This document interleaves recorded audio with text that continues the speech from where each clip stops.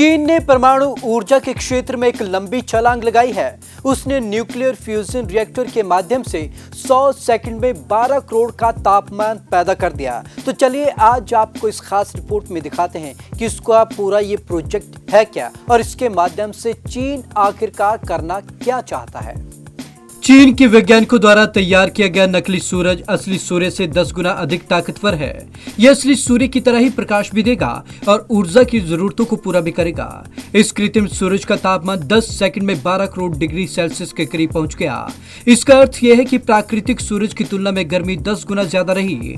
खास बात यह है कि यह तापमान करीब 100 सेकंड तक कायम भी रहा। कृत्रिम सूरज ने बना डाला विश्व रिकॉर्ड। चीन के आर्टिफिशियल सूरज में लगे न्यूक्लियर फ्यूजन रिएक्टर ने शुरू होते ही विश्व रिकॉर्ड बना दिया है। इस रिएक्टर ने 100 सेकंड तक 12 करोड़ डिग्री सेल्सियस का तापमान पैदा किया। यह तापमान सूरज के तापमान से 10 गुने से भी ज्यादा काफी है। धरती पर आज तक किसी भी देश में इतना ज्यादा कृत्रिम तापमान को पैदा नहीं किया जा सका है। इस रिएक्टर से इतनी ज्यादा ऊर्जा पैदा की गई कि इसे आर्टिफिशियल सूरज कहा जा रहा है। ईंधन के लिए दूसरे देशों पर कम होगी निर्भरता। इसकी मदद से चीन ने परमाणु ऊर्जा के क्षेत्र में अपनी रिसर्च की क्षमता को बढ़ाया है। चीनी वैज्ञानिकों को उम्मीद है कि प्रायोगिक उन्नत सुपर कंडक्टिंग टोकामक से चीन को एक असीमित हरित ऊर्जा का सोर्स मिल जाएगा। इससे ईंधन के लिए चीन को दूसरे देशों पर निर्भरता और प्रदूषण के स्तर में काफी कमी आने की उम्मीद है। शक्तिशाली चुंबकीय क्षेत्र से पैदा करता है असीम ऊर्जा। यह मशीन चीन की सबसे बड़ी और सबसे आधुनिक atomic fusion experimental research device गर्म प्लाज्मा को संलयन के स्तर पर पहुंचाने के लिए एक शक्तिशाली चुंबकीय क्षेत्र का उपयोग करता है। इस डिवाइस को कभी भी खत्म न होने वाली स्वच्छ ऊर्जा प्रदान करने के लिए सूरज और तारों के अंदर अपने आप पैदा होने वाले परमाणु संलयन प्रक्रिया को दोहराने के लिए डिजाइन किया गया है। इसी कारण यह डिवाइस 12 करोड़ डिग्री सेल्सियस तक तापमान पैदा करने में सक्षम हो पाया। इस डिवाइस को चीन के अनहुई प्रांत में लगाया गया है, जिसका काम पिछले साल के आखिरी महीने में पूरा हुआ था। इसके रिएक्टर को अत्यधिक गर्मी और शक्ति के कारण कृत्रिम सूर्य का नाम दिया गया। इस रिएक्टर को चीन के Hefei institute of physical science and Chinese academy of sciences operate कर रहे हैं। क्या होता है फ्यूजन रिएक्शन?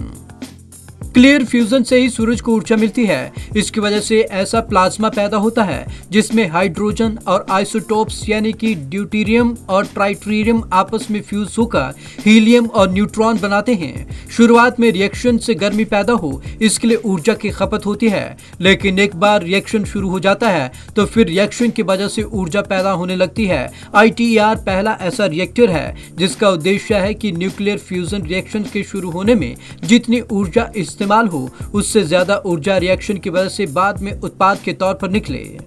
इसलिए रिएक्टर बनाने में दिलचस्पी ले रहा चीन के सत्तारूढ़ कम्युनिस्ट पार्टी के मुखपत्र पीपुल्स डेली ने कहा कि न्यूक्लियर फ्यूजन एनर्जी विकास न केवल चीन की रणनीतिक ऊर्जा जरूरतों को हल करने का तरीका है, बल्कि चीन की ऊर्जा को राष्ट्रीय अर्थव्यवस्था के भविष्य के विकास को बढ़ाने में काफी महत्व रखता है। चीनी वैज्ञानिक 2006 से परमाणु संलयन रिएक्टर के छोटे संस्करण विकसित करने का काम कर रहे हैं। वे अंतर्राष्ट्रीय थर्मो न्यूक्लियर प्रायोगिक रिएक्टर यानी कि ITER पर काम कर रहे हैं। क्या है चीन का यह न्यूक्लियर रिएक्टर?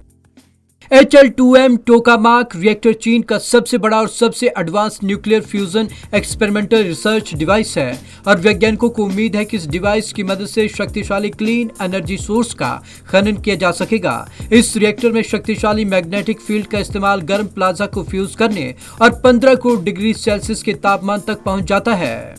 फ्यूजन रिएक्शन क्यों है बेहतर? परमाणु हथियारों और न्यूक्लियर पावर प्लांट्स में फ्यूजन की जगह फिजन होता है। फ्यूजन रिएक्शन में किसी ग्रीन हाउस गैस उत्सर्जन नहीं होता है और इसमें किसी एक्सीडेंट की संभावना या एटॉमिक मटेरियल की चोरी का खतरा नहीं होता। बड़े स्तर पर अगर कार्बन फ्री स्रोत के तौर पर यह एक्सपेरिमेंटल सफल हुआ तो विश्व में क्लीन एनर्जी के क्षेत्र में दुनिया को अभूतपूर्व फायदा हो सकता है। पहली बार 1985 में इसका एक्सपेरिमेंट का पहला आइडिया लॉन्च किया गया था। Bureau report, Punjab Kesari TV. इसमें कोई दो राय नहीं है कि चीन ने जो किया है वो कमाल का है और साफ तौर पर अब उसकी ऊर्जा की जरूरतें भी पूरा होंगी और वो अपने लक्ष्यों को यानी कि अर्थव्यवस्था को भी इसमें गति देने में कामयाब रहेगा। लेकिन फ्रांस का जब ये पूरा प्रोजेक्ट हो जाएगा तो वो दुनिया का सबसे बड़ा प्रोजेक्ट होगा। तो आज की इस खास रिपोर्ट में बस इतना ही। विवेक शर्मा को दीजिए इजाजत। नमस्कार।